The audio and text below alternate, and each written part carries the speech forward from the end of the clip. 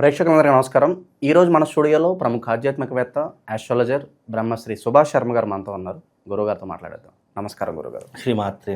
గురుగారు, జూన్ మాసంలో కర్కాటక రాశి వారి పరిస్థితి ఎలా ఉండబోతుంది? ఓవరాల్గా ఎలాంటి రిజల్ట్స్ ఉండబోతున్నాయి? ఎలాంటి పరిహారాలు చేసుకోవడం ద్వారా మంచి ఫలితాలు ఉంటాయి అంటారు గురు? తప్పకుండా తెలియజేస్తాను. ముందుగా ప్రేక్షకులందరికీ శ్రీమాత్రే నమః, శ్రీ గురుభ్యో నమః. నమో దేవ్యై మహాదేవ్యై శివాయై సతం నమః.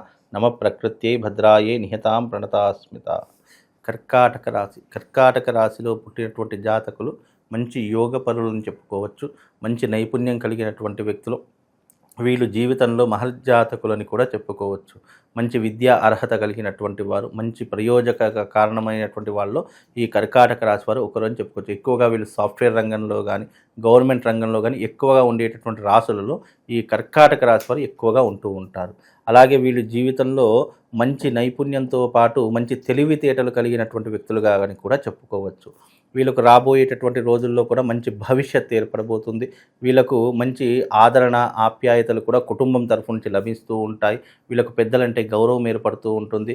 మంచి గౌరవం, తెలివితేటలు కలిగినటువంటి వారిలో ఈ యొక్క కర్కాటక రాశి వారు ఒకరు అని చెప్పుకోవచ్చు.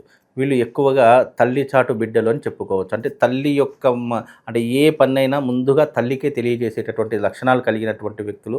మంచైనా, చెడైనా, లాభ నష్టాలైనా, కష్ట సుఖాలైనా ఎక్కువగా కర్కాటక రాశిలో పుట్టిన జాతకులు తల్లితోనే ఎక్కువగా సఖ్యతతో, ప్రేమతో ఉండేటటువంటి వారిలో అని కూడా చెప్పుకోవచ్చు. కాబట్టి వీళ్ళు తల్లి చాటు బిడ్డలు అని చెప్పుకోవచ్చు. అలాగే ఈ రాశిలో పుట్టినటువంటి వారు చాలా నెమ్మదస్తులు అని చెప్పుకోవచ్చు. మనస్సుని ఎప్పుడూ కూడా ప్రశాంతంగా ఉంచుకోవాలి, మానసిక ఆనందాన్ని పొందాలి అనేటటువంటి ఆలోచనలో ఈ రాశి వారు ఎక్కువగా ఉండేటటువంటి ప్రయత్నాలు చేస్తూ ఉంటారు.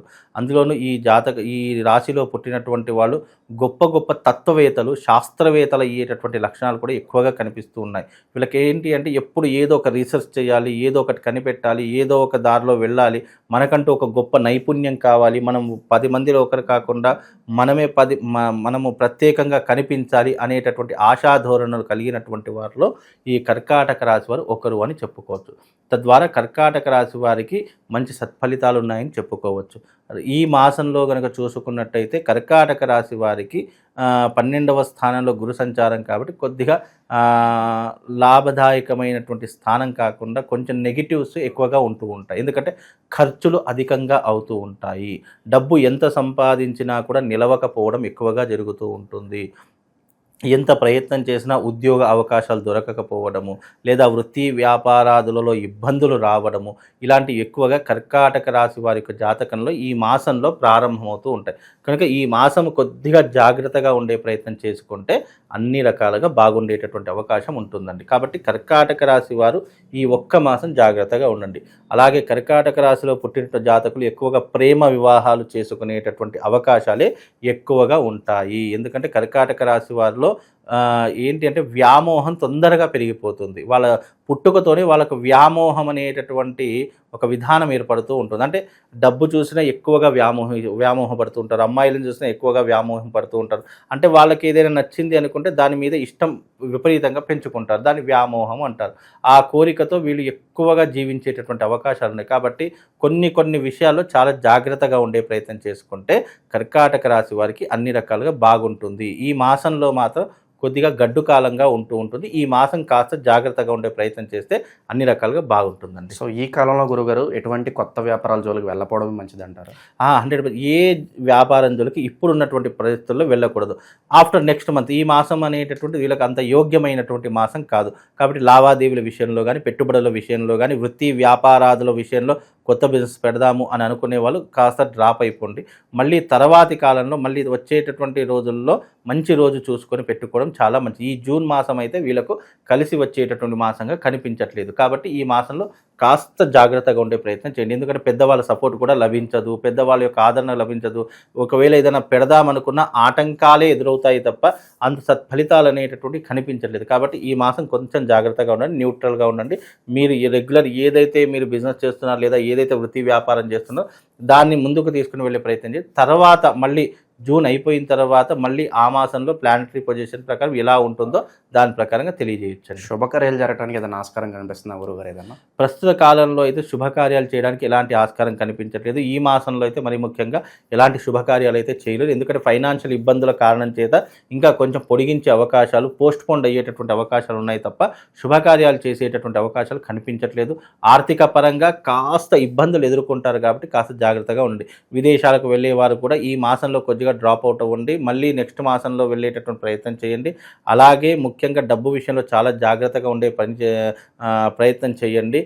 తర్వాత కాలంలో కోర్టు కేసులు, పోలీస్ స్టేషన్ వ్యవహారాలు ఇలాంటివి కూడా చిక్కుకునేటటువంటి అవకాశాలు ఉంటాయి కాబట్టి ఈ మాసం కాస్త జాగ్రత్తగా ఉండే ప్రయత్నం చేయండి. గురుగారు ఈ కడ్డుకాలం కాస్త పూర్తవడానికి ఎంత ఎంత సమయం పట్టవచ్చు అంటారు? ఈ మాసం మాత్రమే కొద్దిగా గడ్డు కాలం అని చెప్పుకోవచ్చు. తర్వాతి మాసంలో కనుక వీళ్ళకు మంచి సత్ఫలితాలే ఉంటాయి. ఎందుకంటే ప్రతి మాసంలో ప్లానటరీ పొజిషన్స్ అనేవి చేంజ్ అవుతాయి కాబట్టి ఈ మాస ఫలితాలు అయితే కనుక చూసుకుంటే కొద్దిగా గడ్డు కాలం అని చెప్పుకోవచ్చు. తర్వాతి మాసంలో మంచి సత్ఫలితాలు ఉంటాయి కాబట్టి ఒక నెల మాత్రము ఆగేటటువంటి ప్రయత్నం చేయండి. తర్వాత మాసంలో కనుక మంచి సత్ఫలితాలు ఉంటాయి. అప్పుడు మనం మళ్ళీ దాని గురించి మాట్లాడుకుందాం. ఓకే, ఇక వైవాహిక జీవితం ఎలా ఉండబోతుంది గురుగారు? వైవాహిక జీవితం చాలా అద్భుతంగా ఉంటుంది, ఆనందంగా ఉంటారు, దాంట్లో ఎలాంటి సందేహం లేదు. వైవాహిక జీవితం చాలా హ్యాపీగా గడిచిపోయేటటువంటి అవకాశాలు వీళ్ళ జాతకంలో. వీళ్ళకి ఏర్పడేటటువంటి కొరత ఒకటి, డబ్బు కొరత ఒకటి, మానసిక ప్రశాంతత కోల్పోతారు. తర్వాత వృత్తి వ్యాపారాదులో కొన్ని చిక్కులు చికాకులు ఏర్పడతాయి. పూర్వీకుల ఆస్తి కోసం కొట్లాడుకునేటటువంటి అవకాశము, దెబ్బలాడేటటువంటి అవకాశం ఉంటుంది, లేదా ఒకరినొకరు దూషించుకునే అవకాశాలు ఇలాంటివి ఎక్కువగా కనిపిస్తుంటాయి. కాబట్టి ఇలాంటి విషయాల్లో కూడా కాస్త జాగ్రత్తగా ఉండి నెమ్మదిగా ఏ సమస్యనైనా కూడా కొంచెం శాంతియుతంగా పరిష్కరించుకునేటటువంటి ప్రయత్నం చేయండి. అనవసరంగా తొందరపడి ఏదైనా నిర్ణయాలు తీసుకున్నారనుకోండి, అది మనల్నే దెబ్బతీసేటటువంటి అవకాశం ఉంటుంది. కాబట్టి ఈ రాశి వారు తొందరపడి నిర్ణయాలు తీసుకోవద్దు. గురుగారు విదేశాలు కాకుండా ఏదో దూర ప్రయాణాలు, ఏదో పని ఉండి వెళ్తూ ఉంటారు, తీరా ఆ పని జరక్క మళ్ళీ తిరిగి వచ్చేస్తూ ఉంటారు. మరి ఇలాంటి ఫలితాలు ఎక్కువగా కనిపిస్తాయి అంటారా మీరు చెప్పండి? ముఖ్యంగా కర్కాటక రాశి వారు ఈ మాసంలో తిరుగు ప్రయాణాలు ఎక్కువగా చేస్తుంటారు. అంటే అనవసరమైన వ్యర్థమైనటువంటి ప్రయత్నాలు చేస్తుంటారు. ఏదో పని కోసం వెళదాం అనుకుంటారు, ఆ పని కాస్త నిర్లక్ష్యం అయిపోయి ఆ పని కాస్త కాకుండా వెనక్కి వచ్చే అవకాశాలు ఎక్కువగా ఉంటూ ఉంటాయి. అనవసరమైన తిరుగు ప్రయాణాలు ఎక్కువగా చేస్తూ ఉంటారు. విహారయాత్రలకు ఎక్కువగా వెళ్తూ ఉంటారు. దాని ద్వారా డబ్బులు అధికంగా ఖర్చు అయ్యేటటువంటి లక్షణాలు ఎక్కువగా ఏర్పడతాయి. కనుక ఈ మాసంలో కాస్త దూర ప్రయాణాలు తగ్గించుకునే ప్రయత్నం చేయండి.